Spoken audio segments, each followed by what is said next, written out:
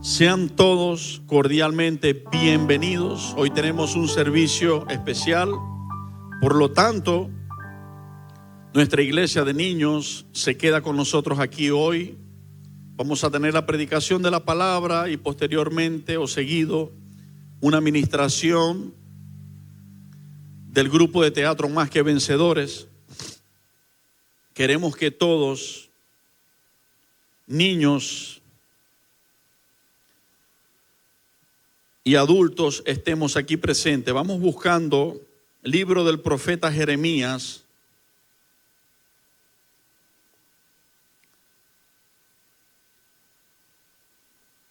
en el capítulo 31.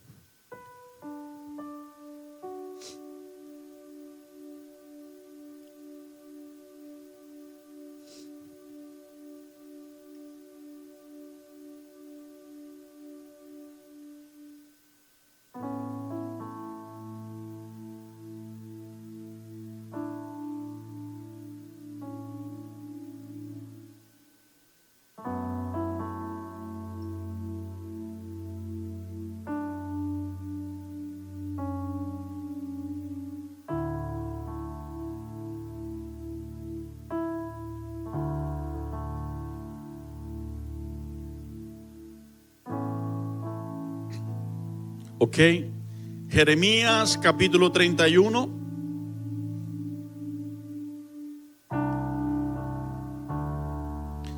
Nos ubicamos en el verso 3 y leemos en el nombre del Padre,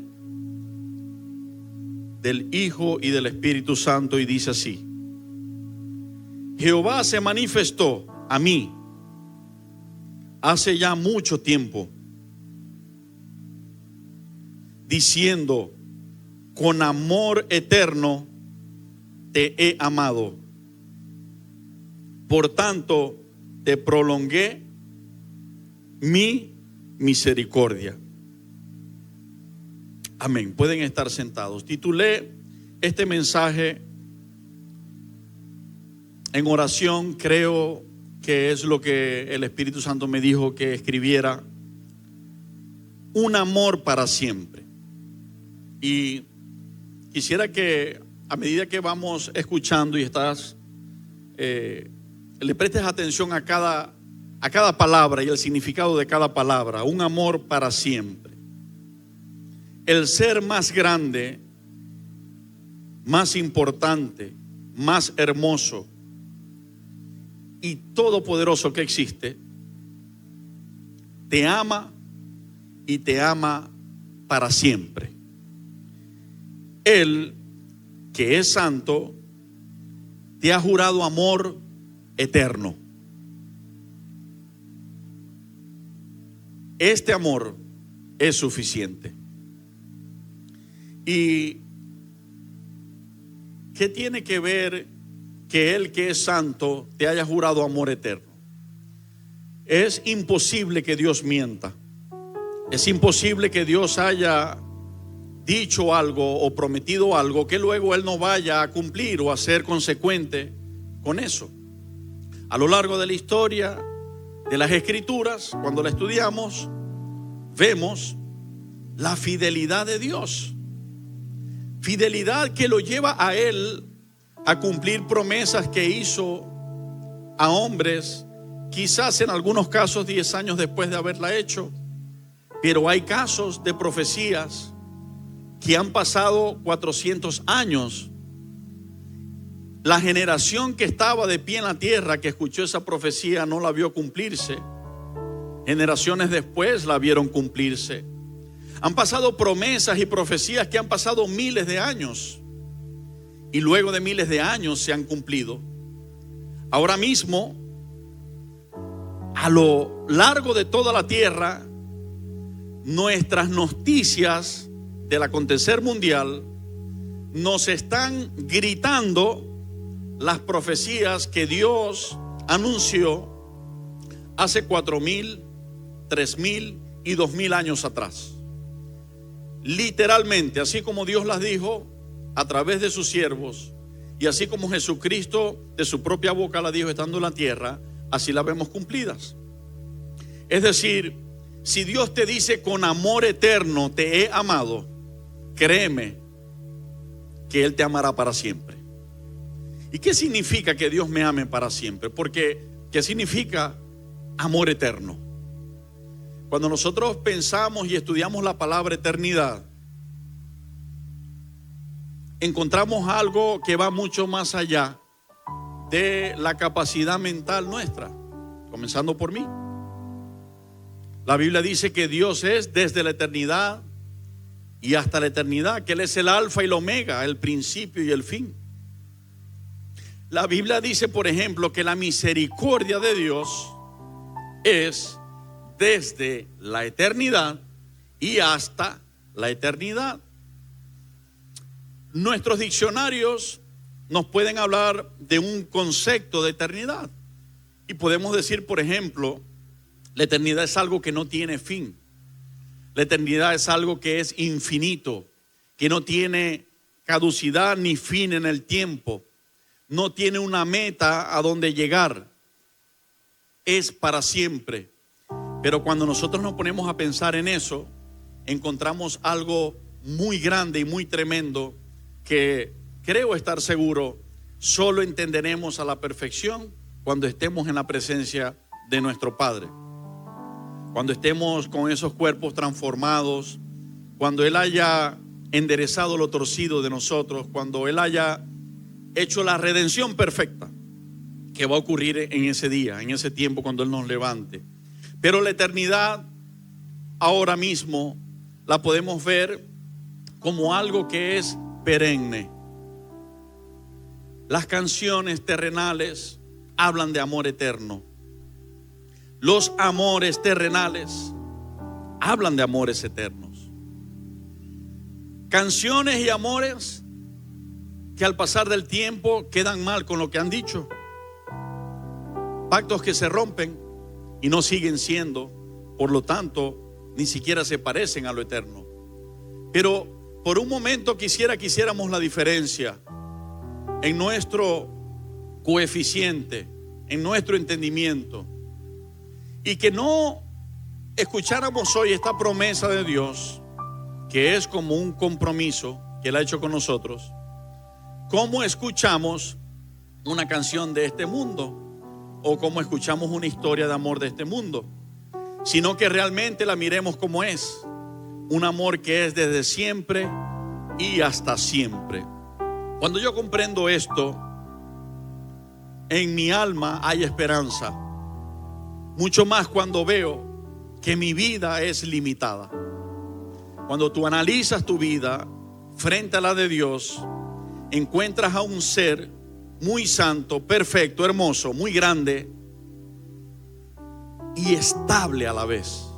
Él es la roca inconmovible. Dios no cambia, en Él no hay mudanza ni sombra de variación.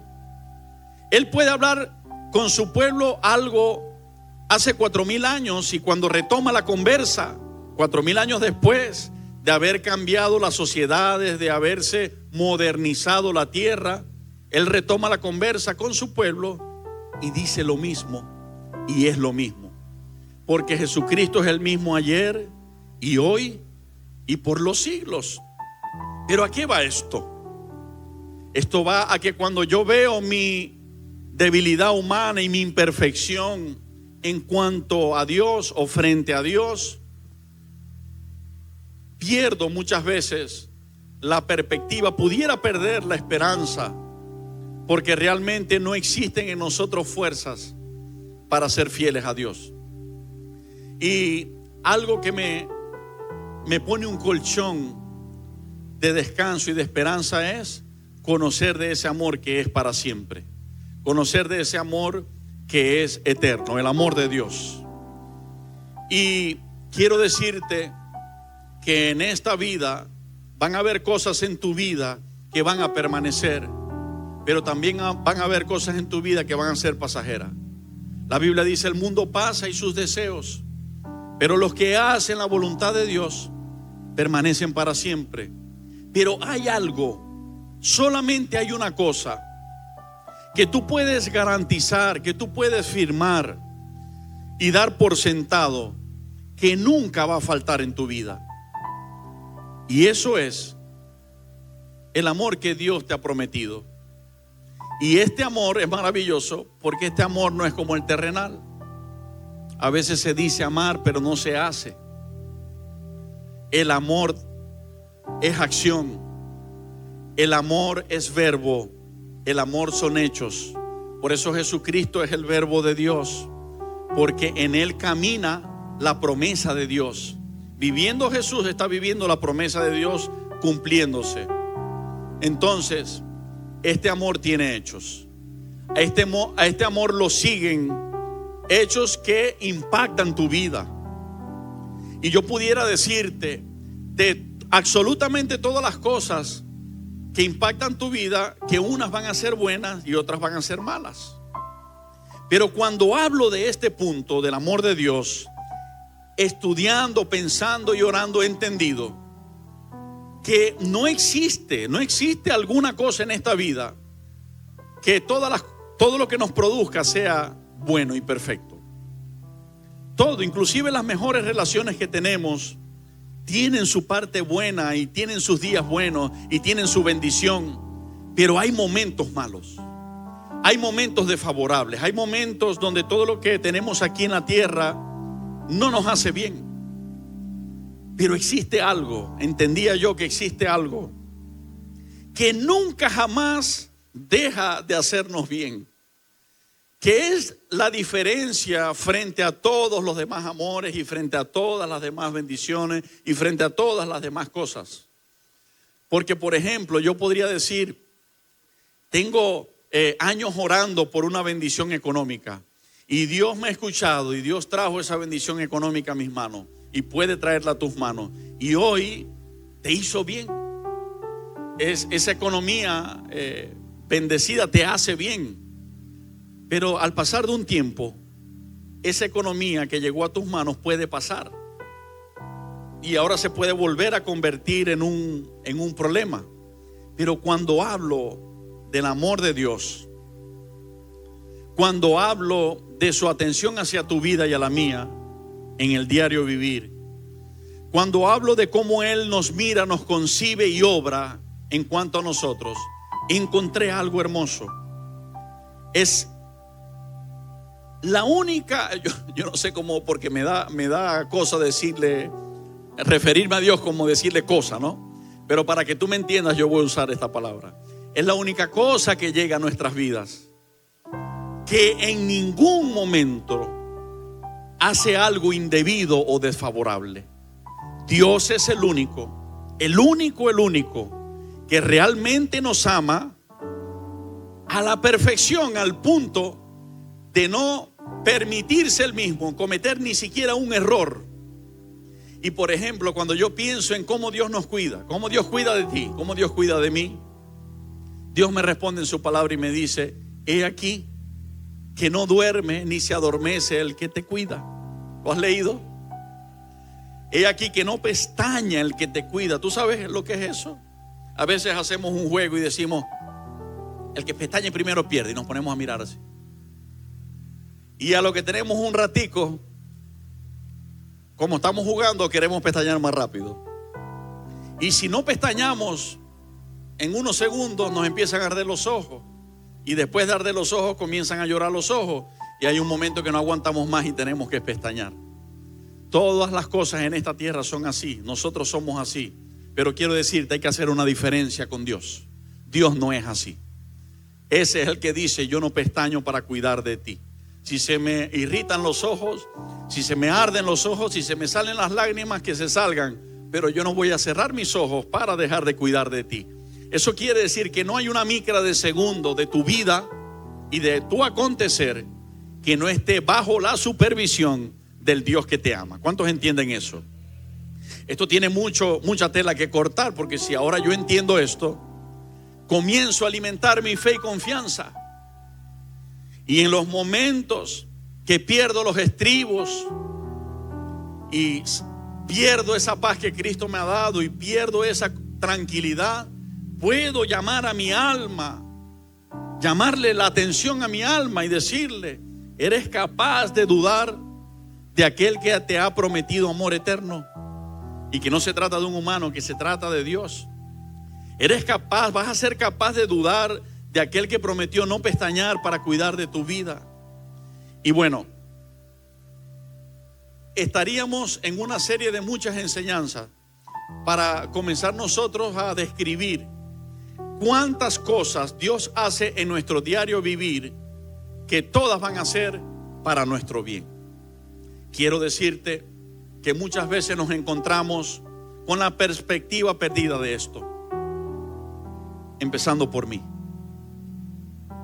Fácilmente, cuando el trabajo se me convierte en un problema, o la salud se me convierte en enfermedad, o las relaciones se convierten tormentosas, caemos en una pesadez.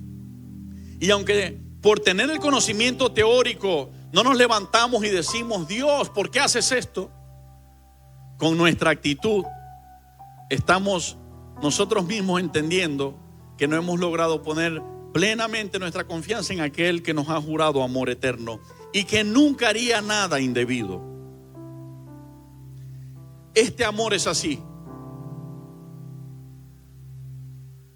pero este amor, para tenerlo, tienes que quererlo.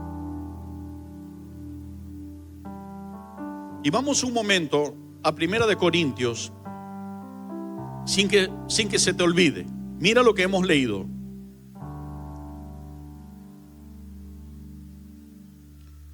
Dios se manifestó a nuestras vidas y Dios nos dijo con amor eterno. Él no dijo te amo simplemente. Él no dijo con amor te amo. Él dijo con amor eterno te he amado. Y ahí es donde nos enfocamos. Y vamos a 1 Corintios capítulo 13.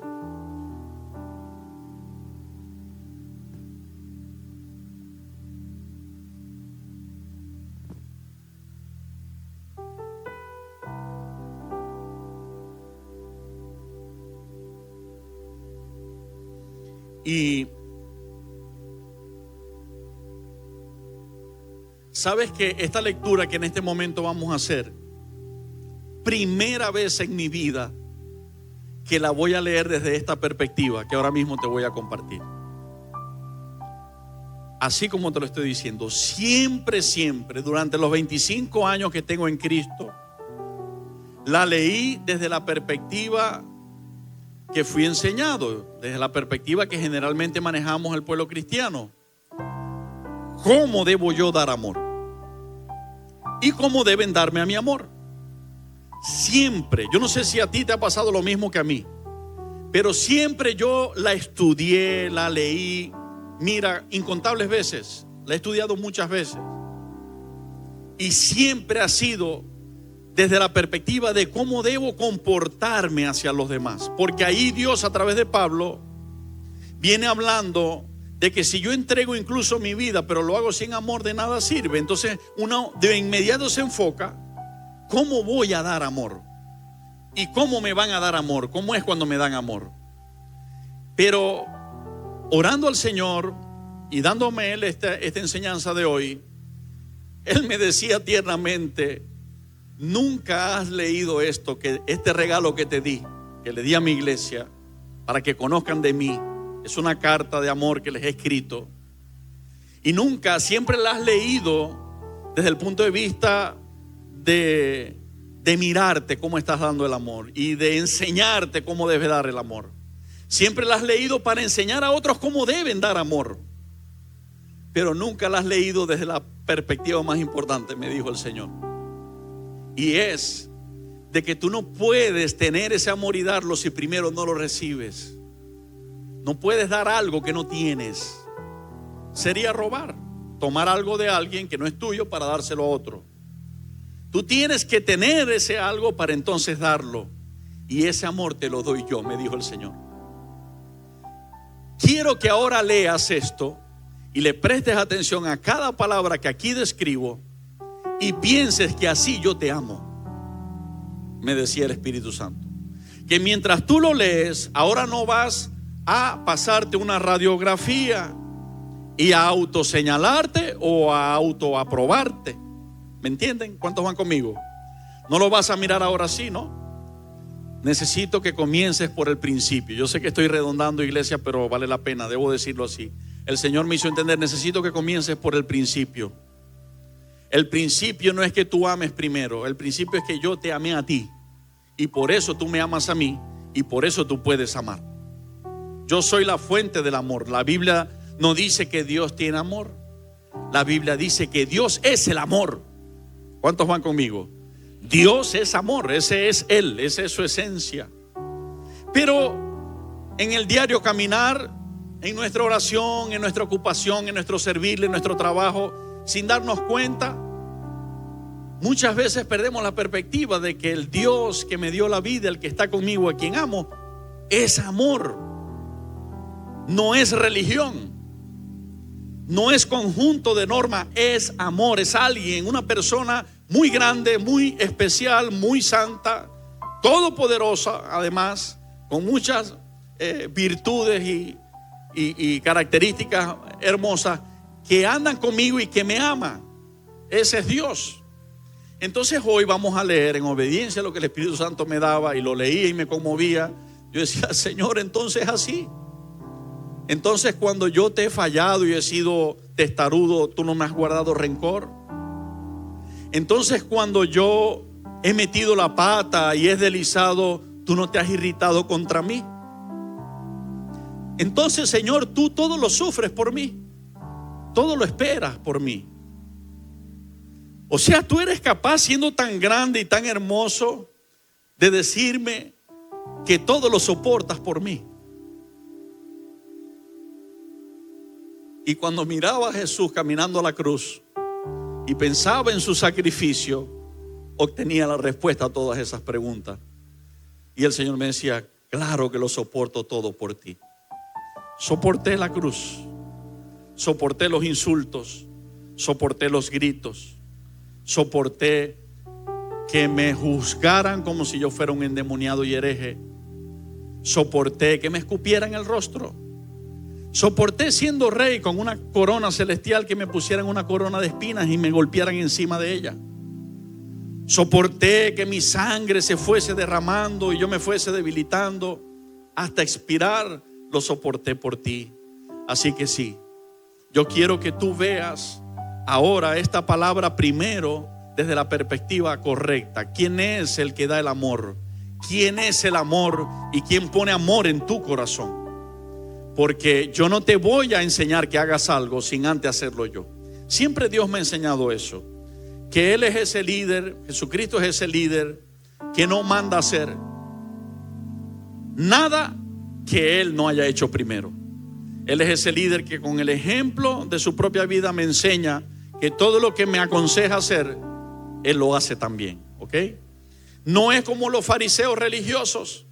Él se los dijo, ustedes mandan a los hombres a hacer cosas que se convierten para ellos en cargas que ni siquiera ustedes mismos llevan ni tocan, pero los obligan a ellos a que las lleven.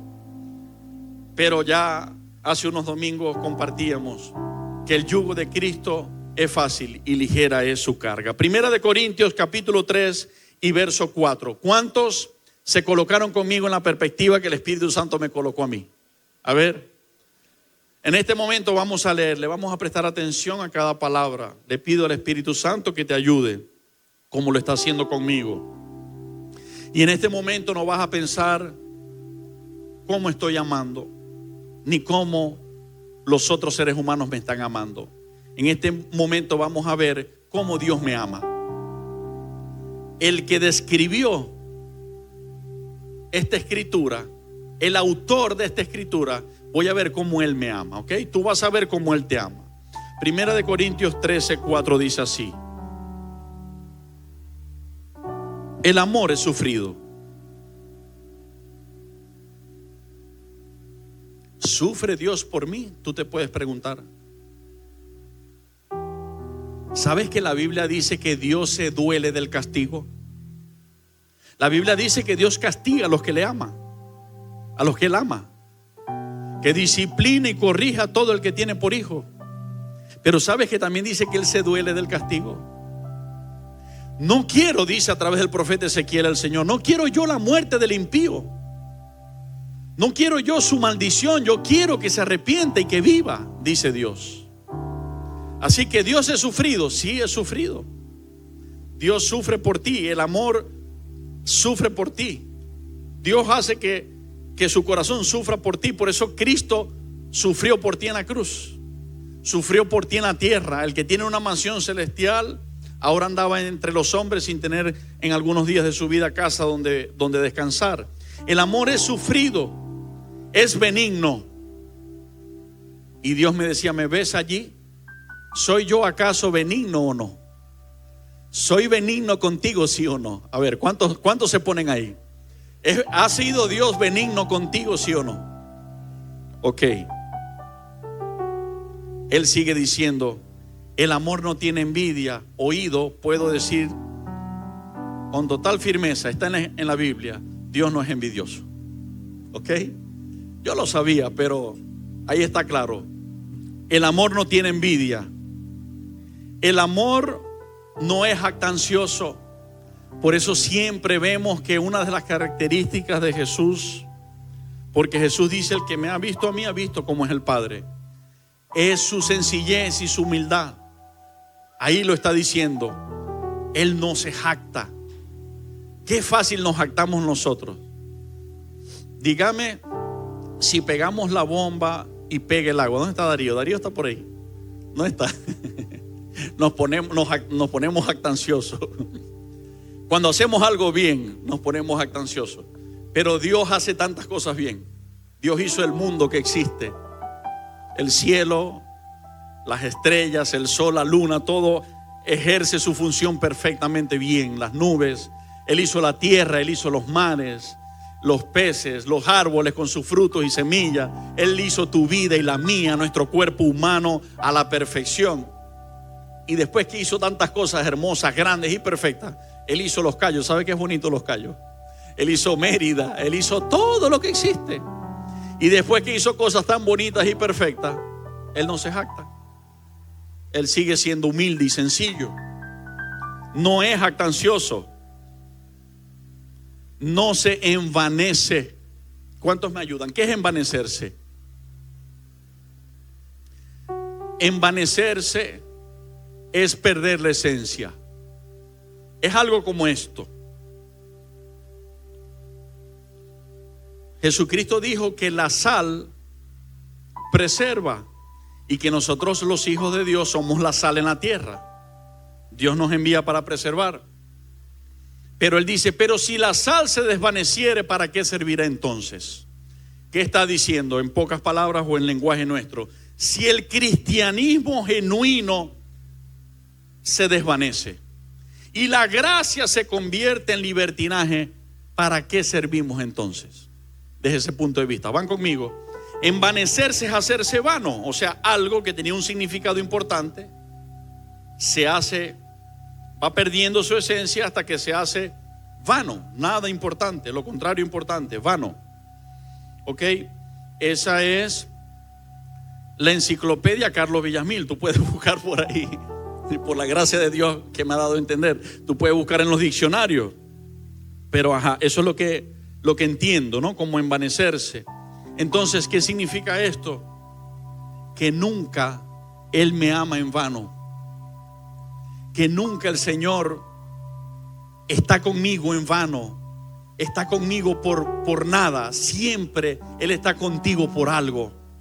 Siempre Él tiene un significado de estar contigo. Siempre su esencia se mantiene allí. Y sigue diciendo, no hace nada indebido. A eso me refería hace un momento atrás. No hace nada indebido. A veces hacemos lo debido nosotros. Vamos a poner por un momento a Dios a un lado y vamos a hablar de nosotros. A veces hacemos lo correcto y a veces hacemos lo incorrecto. A veces hacemos lo debido y a veces hacemos lo indebido. ¿Ok? Muchas veces tenemos que pedir perdón porque hacemos lo indebido. Hay alguien que nunca en todas las cosas que Él hace en tu vida o que Él permite en tu vida, nunca hará ni permitirá algo que sea indebido. Por eso, cuando Dios tiene que permitir que a nuestras vidas vengan pruebas o situaciones que no provienen de Él, porque de Él viene la sanidad, no viene la enfermedad, pero Él la permite. Él la permite porque tiene un proceso que hacer en tu vida y la mía. No provino de Dios la calamidad que le vino a Job, provino de Satanás, que le pidió permiso a Dios para traer calamidad a Job. Pero Dios fue el que autorizó si le tocaba o no y hasta donde le tocaba. ¿Ok? Entonces, Dios nunca va a hacer algo indebido, pero tampoco Él va a permitir cosas en tu vida que sean indebidas o con despropósito. Todo lo que en tu vida está ocurriendo ahora mismo tiene un propósito, tiene una razón de ser. Dios está por encima en su soberanía de eso, y algo bueno hay si permaneces queriendo ese amor, agarrando ese amor. Pero si hablamos de Él directo, quitamos por un lado, tuve que hablar primero de esa parte porque es indiscutible, las pruebas van a venir a nuestras vidas. La Biblia dice: imposible, dijo Cristo, es que no vengan tropiezos. Eso va a ocurrir. Pero bueno, apartando eso, cuando hablamos de la comunión de Dios contigo y conmigo, de su trato personal con nosotros, tú puedes garantizar que nunca Dios ha hecho algo indebido y que nunca lo hará. A veces, como muchachos malcriados, de esos que se tiran al suelo a hacer una pataleta por el regalo, por el juguete que no se le compró, a veces peleamos y nos molestamos con Dios, como si Él estuviese haciendo cosas indebidas. Pero quiero decírtelo otra vez: Dios te ama. Ese amor, la esencia de ese amor es la descripción de Dios. Y Dios nunca va a hacer nada que sea indebido. Así que se puede amar a Dios y recibir su amor tranquilos. Se puede descansar en sus brazos tranquilos, porque no debes tener temor. De repente hay personas que te brindan amor en la tierra y en algunas cosas puedes confiar y en otras no. Pero cuando se trata de Dios, puedes descansar como un bebé recién nacido en los brazos de su madre. Puedes descansar plenamente, porque Dios nunca va a hacer nada que sea indebido para ti. No busca lo suyo. Ese amor que Dios te tiene no busca lo suyo. Y preguntémonos por un momento: el sacrificio que Jesucristo hizo viniendo a la tierra y dejándose matar en la cruz, ¿fue para un beneficio de Él o para un beneficio nuestro? Ese ejemplo no es el Señor de lo que está diciendo. ¿Hizo Jesús algo no buscando lo suyo, sino buscando lo tuyo, sí o no? Totalmente, totalmente. Él no vino buscando lo suyo, Él vino buscando tu propio beneficio, tu propio bien. No se irrita. Y podemos entender nosotros allí por qué la palabra de Dios dice que si 7 veces cae el justo, 7 veces vuelve a levantarse. Y yo quiero que este momento que estoy hablando ahora lo tengas en memoria cuando esté en la conclusión de la enseñanza. Porque esto no significa que los justos pueden pensar seguir pecando, porque eso es un grave error. Esto está hablando, cuando la palabra de Dios está hablando de un justo, está hablando de un ser humano que anhela con todo su corazón no fallar a Dios. Su predisposición diaria es tratar de guardarse. Su esfuerzo es tratar de guardarse. Pero en algún momento su humana debilidad pasa factura. En algún momento del camino hay un tropiezo y puede ser que falle. Allí el Señor le levantará. Y yo pensaba que cuando yo cometo errores, Dios se enfadaba conmigo y que se ponía bravo. A veces Me han pasado circunstancias desagradables y difíciles. Y digo, Señor, perdóname. He dicho, Señor, perdóname. Por favor, perdóname, quítame este castigo. Y yo no sé, pero leyendo esto, yo le decía, Señor, entonces, cuando yo he pensado que estás irritado conmigo porque lo hice mal o no te obedecí o no lo hice a tu manera o pensé que esa manera era la tuya y no lo era, realmente no estabas irritado. Y puedo entender a Jesús cuando le trajeron, por ejemplo, a aquella mujer en un pecado de adulterio y él estaba escribiendo con el dedo en tierra, que él no mostró hacia ella ningún tipo de agresión, aunque ella estaba en pecado. Ella mostró hacia ella todo tipo de compasión, aunque ella estaba en pecado. Y entonces Jesús lo que hizo fue libertarla del señalamiento y libertarla de las piedras que le iban a lanzar y del castigo. Y yo veo a un Jesús que no se irrita, que no se irrita. Yo sé que no todos me van a responder. Los que no lo quieren hacer, no lo hagan, háganlo para su conciencia. Los que quieren hacer, bueno, lo hacen. Pero ¿verdad que a menudo pensamos que Dios está bravo con nosotros porque algo no lo hicimos bien? ¿Sí o no? ¿A cuánto les pasa?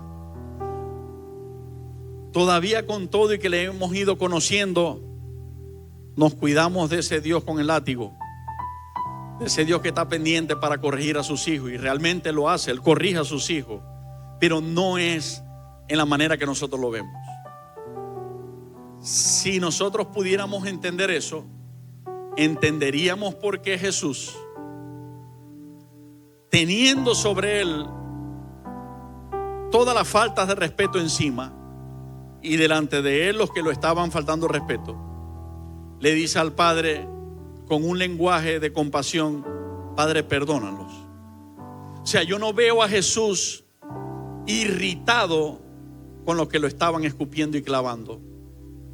Yo no veo a Jesús irritado con el soldado que le clavó el costado. Yo veo a Jesús teniendo compasión de esos soldados. No sé si están conmigo aquí.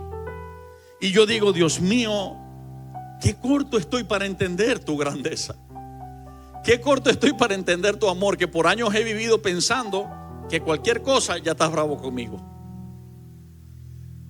Pero si esa gente que estaba allí te estaba haciendo tal cosa, tú no te irritaste contra ellos, sino que pediste perdón, eso me habla y me explica esta palabra.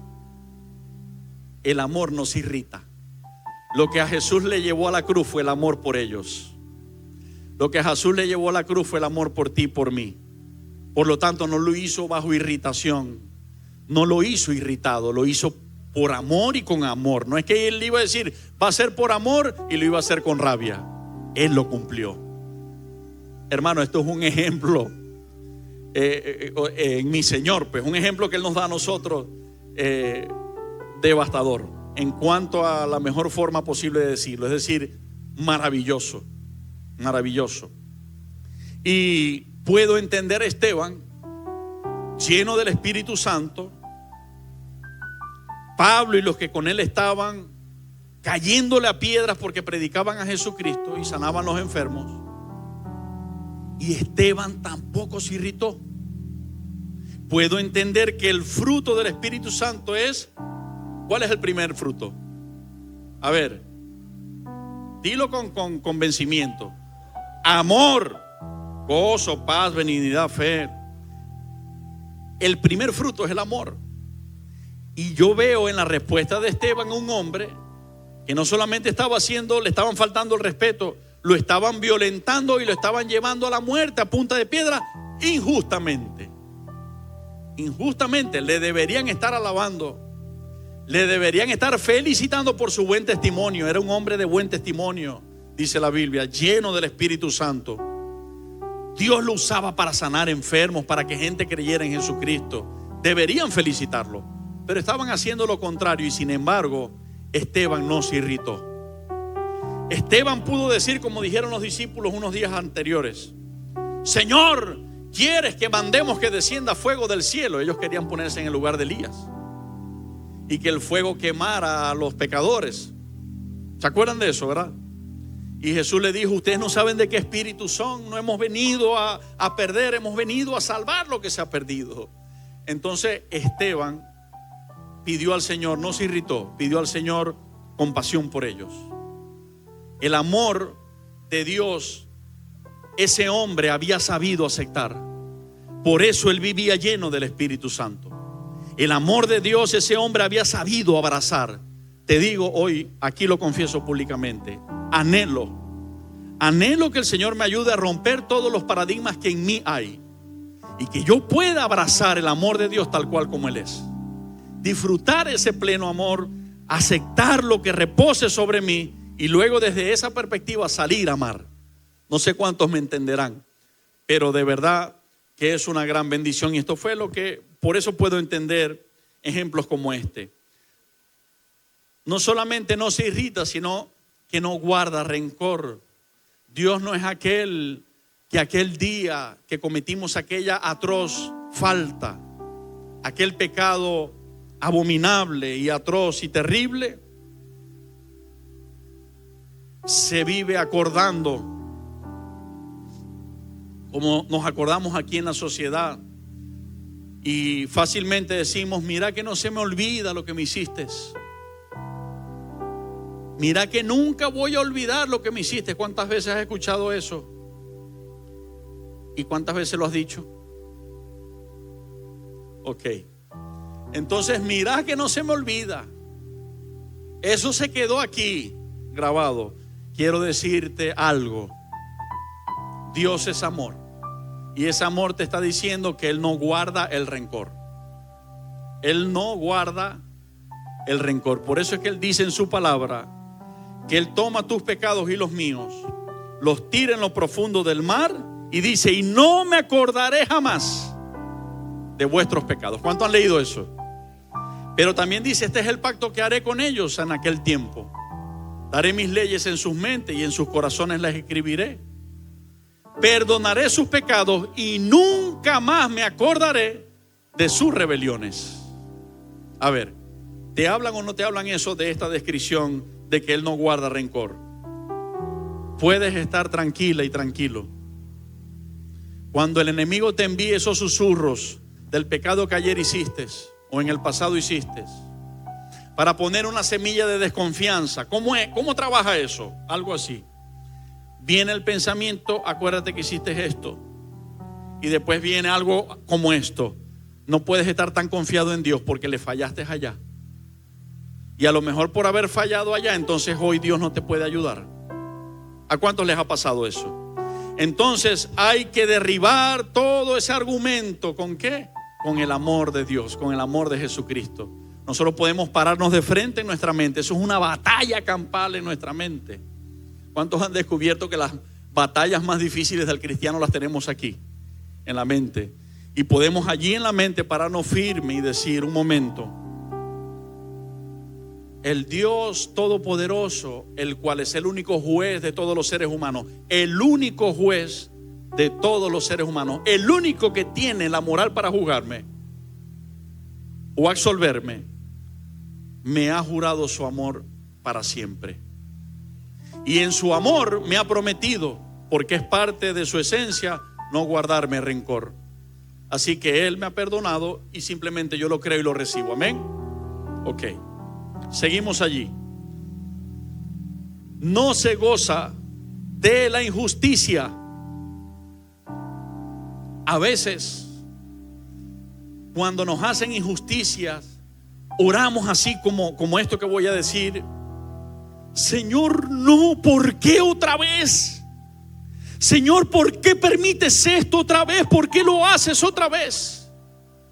Y yo quiero decirte, iglesia, cuidado. Cuidado, porque no es el Señor. Detrás de la injusticia no está el Señor. El Señor es el amor, y el amor no hace injusticia alguna. Cuando te vayas a levantar a clamar por una injusticia que te está pasando, cambia la perspectiva. No ores como en la oración los dichos. Es como si Dios es el que tiene la culpa. Es como si Dios es el que está trayendo al que te robó, al que te hizo el daño, al que te hizo la falta de respeto. Es como si Dios estuviera detrás de esa persona. Y oramos de esa forma, pero no es así. Aunque Dios lo permita, porque Él es soberano, Dios no está detrás de la injusticia. Dios no puede hacer injusticia, porque Él es justo. Así que puedes mirarle y en tu diario vivir, cuando pasen circunstancias que son injusticias contra ti y contra mí, debes identificar y recordar que esa injusticia no viene de aquel que nos ama, que Él no está en eso, que podemos orar como alguien que está fuera de eso, que nos ayude a librarnos de los malvados que nos están haciendo esa injusticia, o a librarnos del enemigo que nos está haciendo esa injusticia, pero nunca lo relaciones. Y inconscientemente, no es con mala intención, lo hemos hecho inconscientemente, por falta de conocimiento perece mi pueblo, dice su palabra. Inconscientemente, quizás cuántas veces yo oré así y he oído a personas amadas orar así. Cuando algo terrible viene, orar como si es Dios el que está trayendo esa injusticia terrible. Repito, Dios te ama para siempre y nunca te hará una injusticia. Más se goza de la verdad. Dios, su amor, se goza de decirte la verdad. Por eso yo comencé diciendo en la introducción, alguien que es muy especial, muy grande y muy santo. Esa palabra está allí. ¿Qué significa esto? Que como Él es santo, nada de lo que nos está diciendo va a faltar. Él no va a mentir, Él no va a manchar su nombre ni su santidad por esto. Él, todo lo que dice y todo lo que hace es verdad. Aunque lo que Él te diga parezca para los humanos locura o para ti mismo locura, porque parece todo lo contrario de lo que te pasa. Si Dios te lo dijo, si Dios te lo prometió, créeme, Él lo va a cumplir. Él lo va a hacer. Él se goza de decir la verdad. Todo lo sufre. El Señor me decía, mírame aquí, así yo te amo. Todo lo sufres por mí, Señor. ¿Te falta alguna prueba más? Me podría decir el Señor. ¿Te falta algo más que haga por ti? ¿No es suficiente la cruz? ¿No es suficiente lo que allí hice por ti? Así que por eso Cristo todo lo sufrió por ti y por mí. Todo lo cree.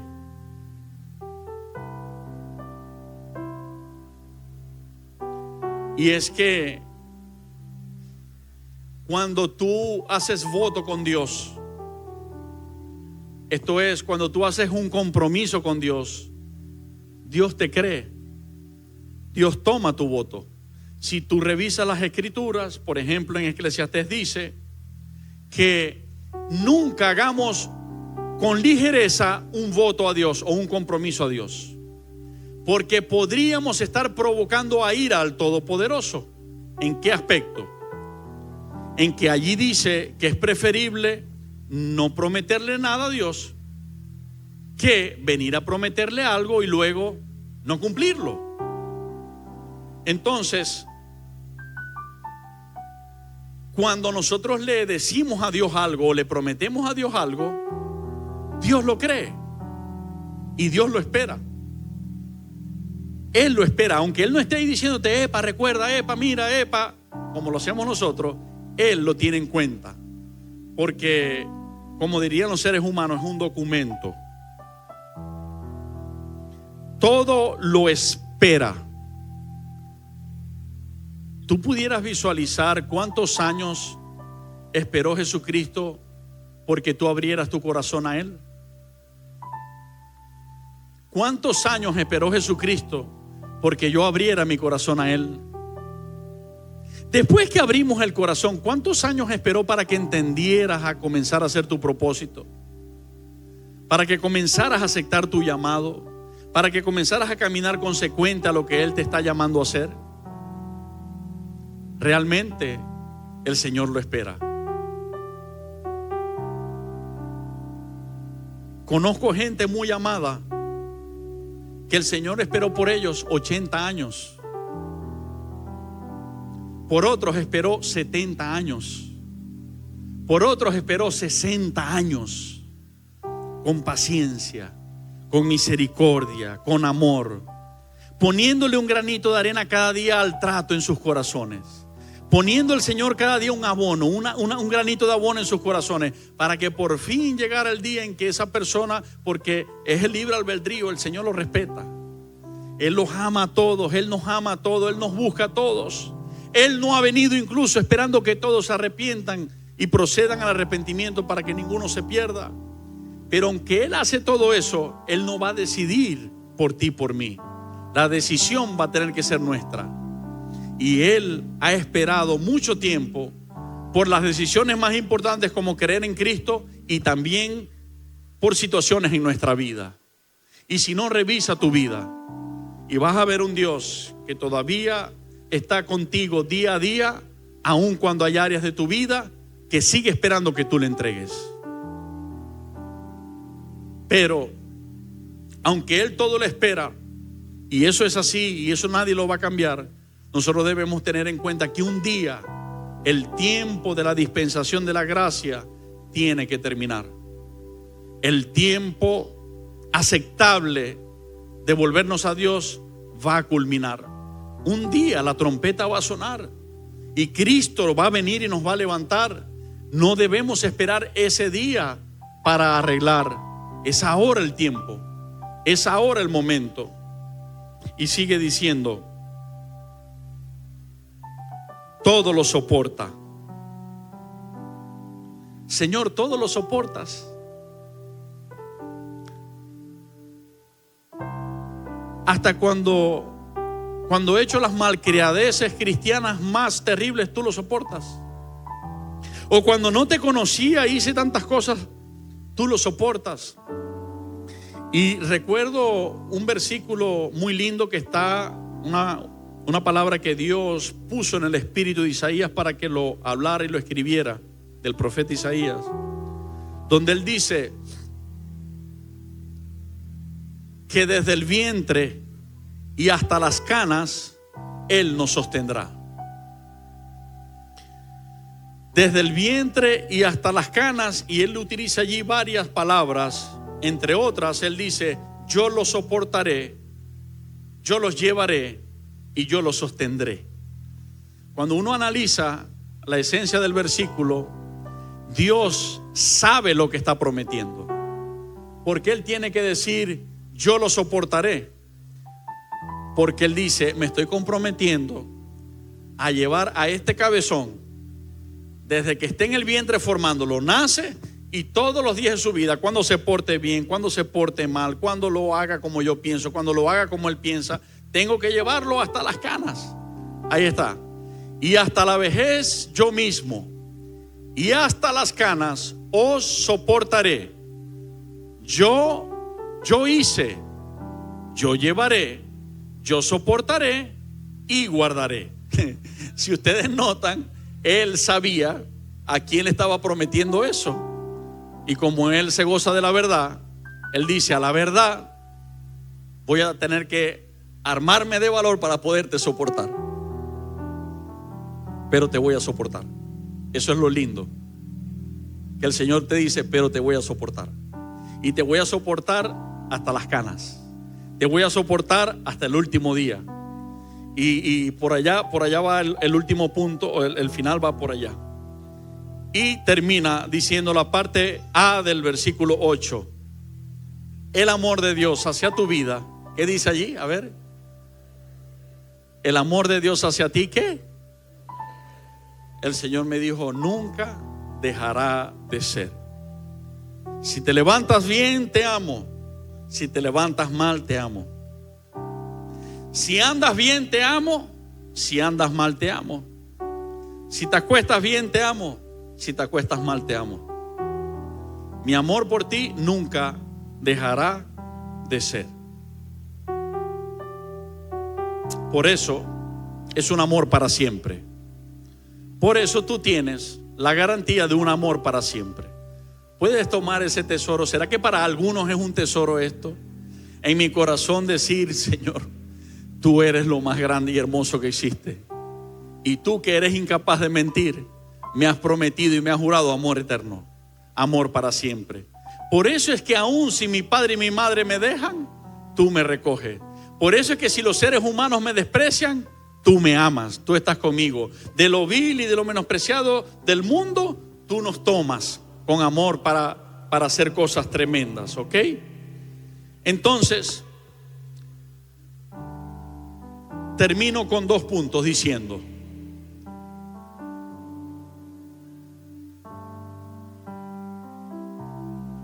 para una relación de amor hacen falta 2 personas que quieran lo mismo. Hacen falta 2 personas que quieran a la otra. En este caso estamos hablando de Jesús y tu vida, o de Dios y tu vida. Y quiero decirte que mirando a Jesús, para ver si quiere empatarse contigo. ¿Cuántos se quieren empatar con Jesús? Quiero decirte que Jesús quiere. Jesús quiere. Y brevemente, no solamente quiere, Él lo va a querer hasta el final. ¿Y por qué tiene que ser hasta el final? Porque Él es fiel, porque Él nos ama, porque Él prometió no desampararnos, pero también porque Él sabe que aunque ama a muchos seres humanos, muchos de esos seres humanos tienen su corazón endurecido y permanecen dándoles la espalda. Pero hasta el final, su amor no se va a cansar. Hasta el final, su amor va a estar allí, lanzando un mensaje, un piropo, una llamada de atención, diciendo: con amor eterno te he amado, por eso te he prolongado misericordia. Aquí estoy. Pero no solamente Jesús tiene que querer, nosotros también tenemos que querer. Porque ahora mismo la tierra está llena de gente que Dios ama, pero que el amor de Dios no puede estar en ellos. ¿Sabes por qué? Porque Él está a la puerta y toca y llama. Pero si le abren, entra, y si no le abren, ¿qué? No entra. Entonces, nosotros también tenemos que querer. Lucas capítulo 5.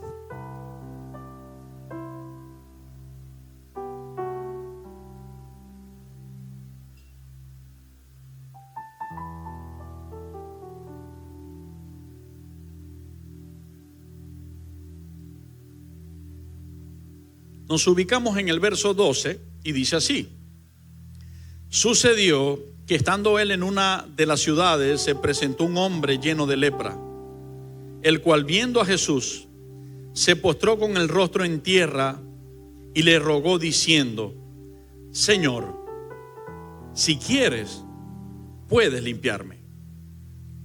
Entonces, extendiendo él la mano, le tocó diciendo: quiero, sé limpio. Y al instante la lepra se fue de él, y él le mandó que no lo dijese a nadie, sino ve, le dijo, muéstrate al sacerdote y ofrece por tu purificación según mandó Moisés, para testimonio a ellos. Pero su fama se extendía más y más, y se reunía mucha gente para oírle y para que le sanase de sus enfermedades. Mas él se apartaba a lugares desiertos y oraba. Ok, aquí tenemos en escena un hombre que estaba carcomido y lleno de una enfermedad que era escandalosa. En aquel tiempo a todo leproso se le obligaba a llevar una campana, un letrero que dijera: soy o estoy leproso. Y por donde caminara tenía que sonar la campana. Era la humillación más terrible. El diablo, o sea, de esa manera le señalaba. Todas las mentes a lo que oían: ahí viene un leproso, y se apartaban.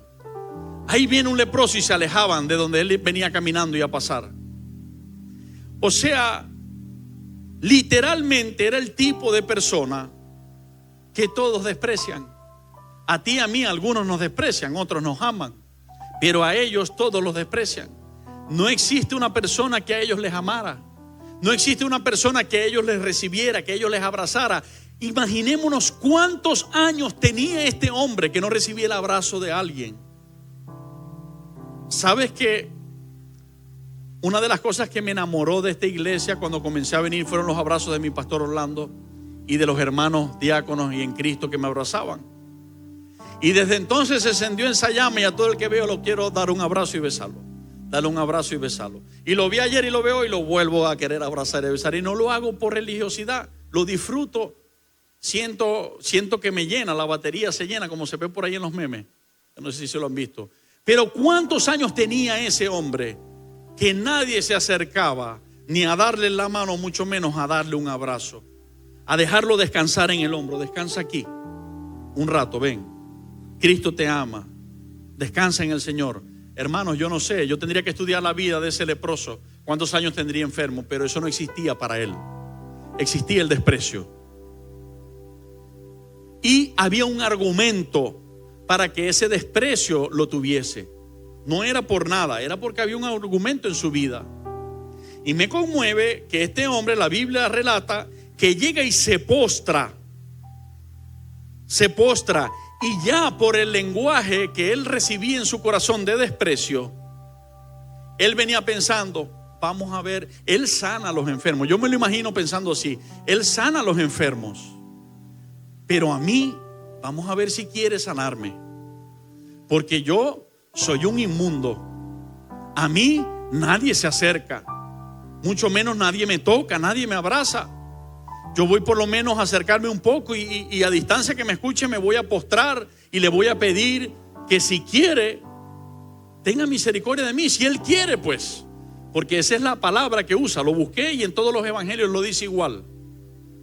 Pero lo impresionante es la respuesta de Jesús. O sea, no es simplemente un relato, es una vivencia de hoy. Cristo hoy está llegando a seres humanos que se sienten despreciados, que se sienten rechazados por su mancha. Quizás no sea una lepra de enfermedad física, pero sea una mancha de pecado en su vida. Sea una mancha porque metió la pata, porque se equivocó, porque tomó una peor decisión en su vida.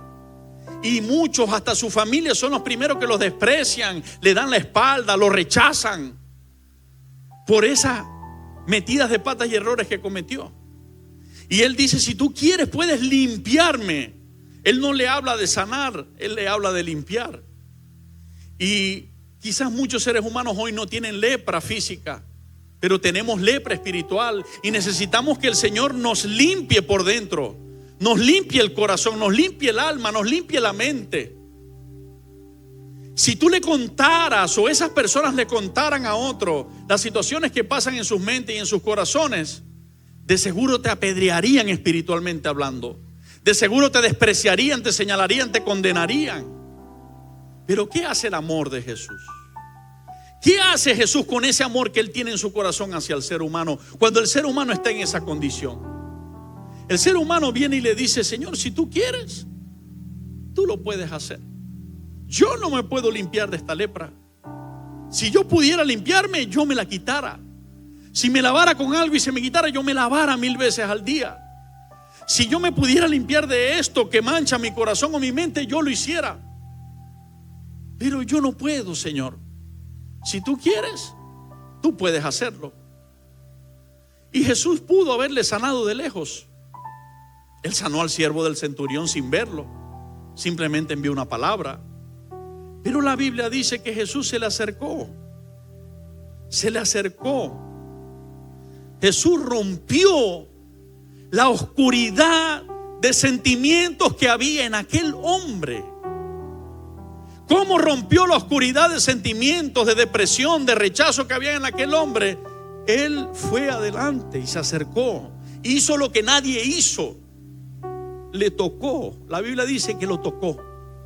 Nadie los tocaba porque eran inmundos, porque se contaminaban. Pero Jesús le tocó y tocándole le sanó. Ese es el amor de Jesús. A Él no le importa cuán manchado o manchada estés. A Él le importa que tú quieras su amor. A él le importa que tú quieras su limpieza. Y si tú tienes una interrogante o si tú te preguntas en tu mente y en tu corazón, ¿será con todo lo que yo he hecho? ¿Será que después de haberle conocido, de haber metido otra vez la pata, el Señor quiere todavía? Jesucristo te está diciendo clara y literalmente, directo a tu corazón: sí quiero ser limpio, amado mío o amada mía. Sí quiero ser limpia, amada mía. Sí quiero ser limpio, amado mío. Así que Jesús quiere dar el paso a empatarse con nosotros. Jesús quiere. Jesús quiere. Juan capítulo 13 y verso 1 dice así: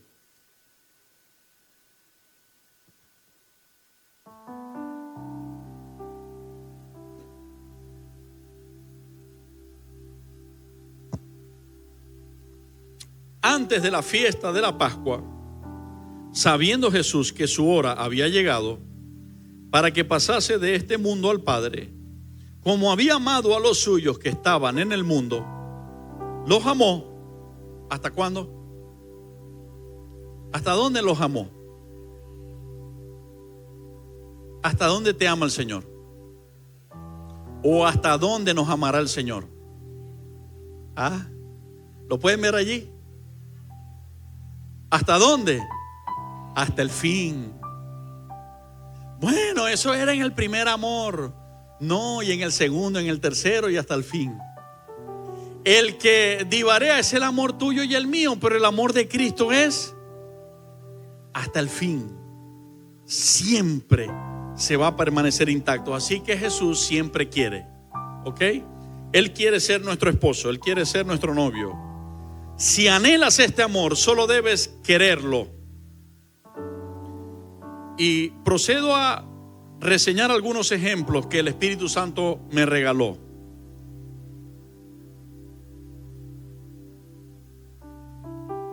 La Biblia dice que en los tiempos del rey David, el arca del pacto de Dios que representaba su presencia estuvo fuera de Jerusalén y estuvo en la casa de Abinadab 70 años aproximadamente, 70 años. Se mueve la inquietud en el corazón del rey de mover el arca y traerla, y cuando deciden tomarla, sacarla de esa casa, porque ahí no era el lugar de su reposo, por las opresiones que estaba pasando el pueblo, había quedado allí el arca del Señor. Y cuando ellos emprenden el camino hacia Jerusalén, de unos 14 kilómetros aproximadamente, en unas piedras del camino, el arca trastabilló y se iba a caer. Y Dios había dicho quiénes eran los que llevarían el arca, solamente ellos. Una persona que no estaba autorizada, llamada Usa, vio que el arca se iba a caer y se acercó y metió su mano para sostenerla. Y la Biblia dice que cayó muerto, porque desobedeció a Dios, y ese arca representaba la presencia de Dios. Esa traída del arca había comenzado como una fiesta, pero en ese momento se enlutó, y al rey David esto le produjo cierto temor en su corazón, al punto que suspenden el trayecto y dejan reposar el arca en casa de Obed-Edom. La Biblia dice que solamente tuvo 3 meses en la casa de Obed-Edom. Cuando usted lee la escritura, tuvo 70 años en la casa de Abinadab y nada pasó. Absolutamente nada pasó en la casa de Abinadab. Estaba el arca ahí. Y estaba el arca ahí. Pero pasó lo que pasó en el camino. La dejaron reposar 3 meses en casa de Obed-Edom. Y la escritura relata algo diferente y dice que Dios bendijo la casa de Obed-Edom y todo lo que él tenía, por causa del arca del pacto que reposaba en ella, en su casa pues. Yo me puse a estudiar el significado de los nombres de ambos, y Abinadab no tiene un mal significado. Es un nombre compuesto, un padre noble. Abid del hebreo padre y Nadab de la raíz hebrea habla de nobleza, está hablando un nombre compuesto de un padre noble, un padre de nobleza o un pacto de nobleza. Pero aunque ese hombre tenía ese nombre, la presencia del arca de Dios en su casa era cualquier cosa. Era como algo así como esos hogares donde hay Biblias puestas en un sitio, quizás abiertas, quizás cerradas, y nunca las toman para leerlas y creerlas y ponerlas por práctica. Simplemente están allí. Por lo tanto, nunca pasa nada. La diferencia es, el nombre de Obed-Edom significa adorador. Obed-Edom se maravilló de que la presencia de Dios, el arca que la representaba, estuviese en su casa.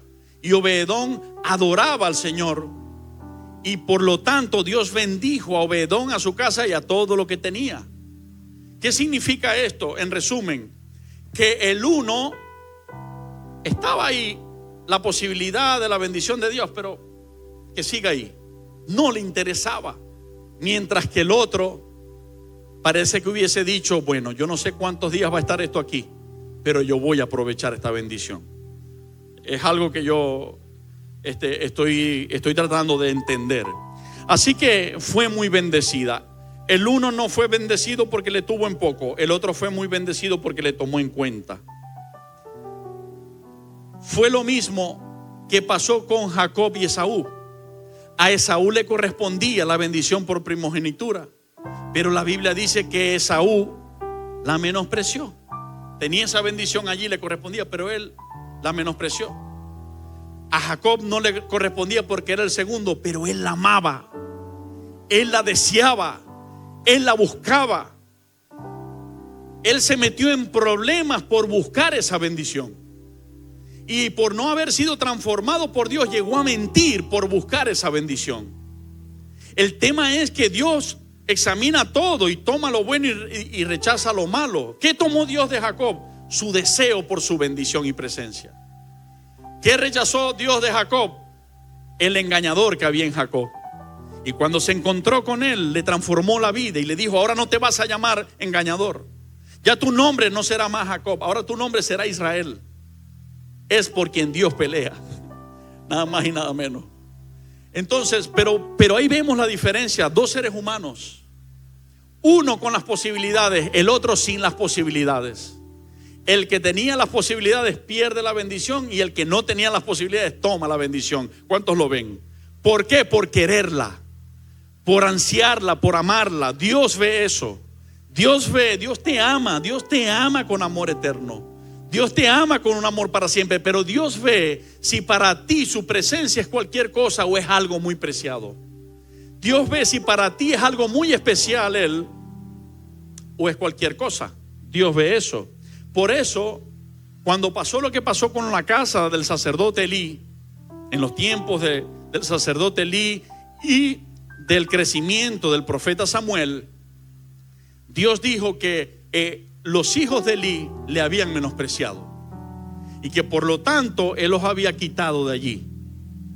Y Él selló eso con una palabra que dice, porque yo despreciaré a quien a mí me desprecie, pero también honraré a quien a mí me honre. De ahí el dicho, Dios honra a los que a Él le honran. ¿Ok? Él te ama, pero Él espera que sea un honor para ti ese amor. Él espera que para ti sea algo lo más lindo, lo más hermoso, lo más preciado que podemos tener.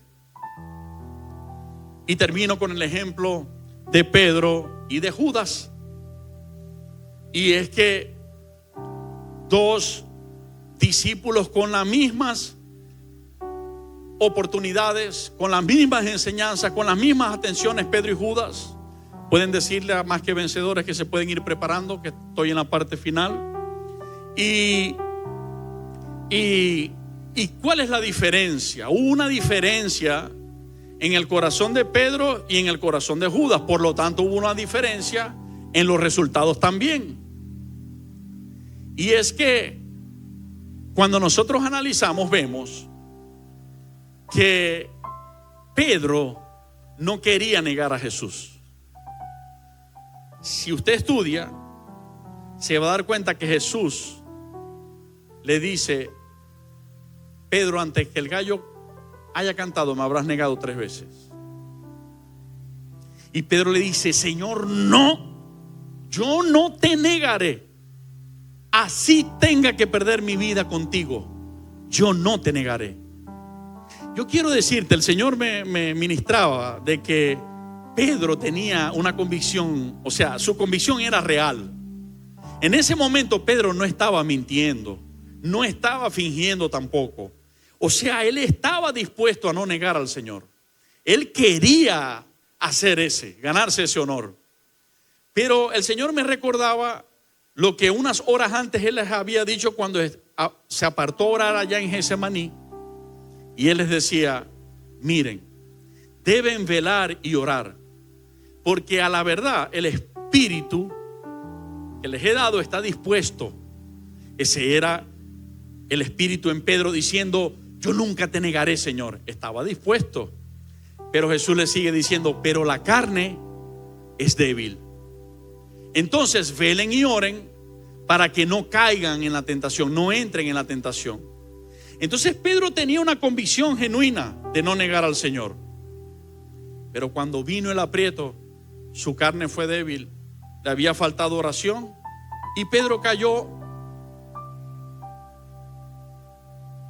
en lo ya anunciado y él negó al Señor. Pero como Pedro no quería, cuando se dio cuenta que lo había hecho, la Biblia dice que lloró amargamente. Él se arrepintió. El error y el desliz de Pedro fue diferente al de Judas. Ahora vamos a describir al de Judas. Judas no estaba en la determinación: yo nunca voy a entregar al Señor, mucho menos lo voy a entregar por unas monedas de plata. No, Señor. Judas programó las reuniones con los religiosos y con los soldados romanos. Judas programó las reuniones y en esas reuniones acordó un precio. Cuando a Pedro se le anunció por el Señor que le negaría, Pedro le dijo: no, Señor, yo nunca voy a hacer eso. Fíjense la diferencia. Él quiere sacarle el cuerpo a hacer algo que deshonre a su Dios. Pero cuando a Judas se le dio la oportunidad de poder traicionar a Jesús, el único amor verdadero que él tuvo en la vida, y lo menospreció y lo perdió, Judas tomó la oportunidad de traicionarlo. Se programó, se preparó. Estaba en la noche de la cena. Jesús anunció que allí estaba entre ellos el que le entregaría por dinero. Él lo estaba oyendo, tuvo la oportunidad de redarguirse, tuvo la oportunidad de pedir perdón, pero él prosiguió. Pasó el tiempo de la cena, se fueron. Jesús comienza a orar en Getsemaní y Judas llega encabezando la comitiva de soldados. Veamos la gran diferencia. El pecado de Pedro fue un pecado no programado. Fue algo que él no pudo controlar en su miedo cuando se vio rodeado a su Señor crucificado y él rodeado que podía correr la misma suerte. Pero el pecado de Judas fue un pecado programado. Entonces, todavía Jesús le mira a los ojos. Y aquí resaltamos otra vez esta palabra: y a los que Jesús había amado, les amó hasta el fin. Era la última vez que miraría a Judas a los ojos, la última vez que le miraría a los ojos. En Judas, el amargo sentimiento de estar en tinieblas, entregando a su Salvador y Maestro, cambiándolo por unas piezas de plata. Una comitiva estaba allí con él. En Jesús, conmovido en su espíritu y en su alma, porque le había amado a Judas, porque le había dado confianza, le había dado ser el administrador, el que llevara las ofrendas, fuera uno de los 12, le cocinó, le lavó los pies, le amó, lo tomó como su amigo. Pudo haber sido otro, pero él lo tomó entre los 12. Y sin embargo, allí estaba para entregarle. Sabiendo Jesús que había venido a eso, le miró a los ojos por última vez y le dijo estas palabras: amigo, ¿a qué vienes? Las palabras de Jesús me expresan lo que en su corazón había. ¿Quién era Judas para Jesús? Era su amigo. Aunque Jesús sabía que él era un traicionero. ¿Ok? Entonces Jesús le amó hasta el fin. Judas se perdió porque él se quiso perder. Lo vendió, se fue. Tiró las piezas de plata y se ahorcó, dice la Escritura. Fue muy diferente. Su vida terminó. La vida de Pedro no terminó. Y esto es lo que quiero resaltar. La diferencia en nuestros corazones cuando para nosotros la bendición de Dios es algo muy preciado. Buscar a Cristo, estar en la iglesia, hacer su voluntad día a día es algo muy preciado. O cuando para alguien la bendición de Dios es algo muy secundario, por allá de último. Ahí apenas comenzaba la vida de Pedro, porque cuando Jesús al tercer día resucitó, mandó un mensaje a los discípulos. Y si tú lo escudriñas, él dijo: ve a las mujeres que fueron a la tumba a llevarle las especias aromáticas, y se les presentó vivo. Les dijo: vayan y díganle a mis discípulos que vengo a Jerusalén a reunirme con ellos. Y a Pedro también me le dicen. Cuando él habla de los discípulos, ya Pedro estaba incluido, porque él tiene que resaltar y decir: y a Pedro, porque él sabía que seguramente Pedro, acusado por su conciencia, como nos pasa muchas veces, se puso retraído por allá, se salió del grupo, no regresó al grupo. A mí me preocupa mucho cuando el grupo de la iglesia, de repente uno que siempre estaba se aparta y no viene y no aparece. Me preocupa porque yo digo: puede estar pasando algo. Y empiezo a orar por esa persona, y si le veo le pregunto. Pero así Pedro estaba, así me lo imagino. Y entonces Jesús dice: aquel cabezón, aquella ovejita que está por allá y cree que perdió mi bendición para siempre, díganle que esté en la reunión también. Y de ahí para adelante, el primer apóstol que levantó su voz después de Cristo subir al cielo fue el apóstol Pedro. Y cuando él habló la primera vez, dice la Biblia, se convirtieron 3,000 personas. La segunda vez 5,000 personas.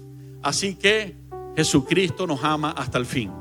Por amar a Pedro hasta el fin, Pedro pudo cumplir su propósito en la tierra y aprovechar ese amor. Judas lo despreció, lo perdió. Esaú lo despreció, lo perdió. Pero todos los que quisieron y tomaron ese amor les impregnó. Te pregunto, iglesia, ¿quieres tú ese amor que es un amor para siempre? ¿Quieres tú ese amor que es un amor eterno? ¿Ok? Señor, gracias por este momento, gracias por esta palabra, gracias por este poema que es tu escritura. Gracias por haberme ayudado en la manera que lo hiciste para que yo pudiera expresar lo que en lo íntimo me habías ministrado. Yo te pido, Dios, que me bendigas llevando esta palabra a lo más profundo de mi corazón para romper todos los paradigmas. Yo te pido, Dios, que lo hagas con mis hermanos. Mientras estoy orando por mí, oro por ellos. Señor, quebranta el sistema religioso dentro de nosotros. Quebranta el sistema carnal dentro de nosotros. Quebranta el sistema pecaminoso dentro de nosotros. Quebranta, Señor, que queramos mirar a las cosas de la tierra. Y pon en nosotros las ansias de mirarte a ti, Jesús. Nuestro amor eterno, nuestro amor verdadero, nuestro amor para siempre. Permítenos mirar tu belleza día a día. Permítenos anhelar tu presencia y estar contigo en todo momento. Bendícenos, Dios, para que así pueda ser. En el nombre de Jesús. Amén y amén.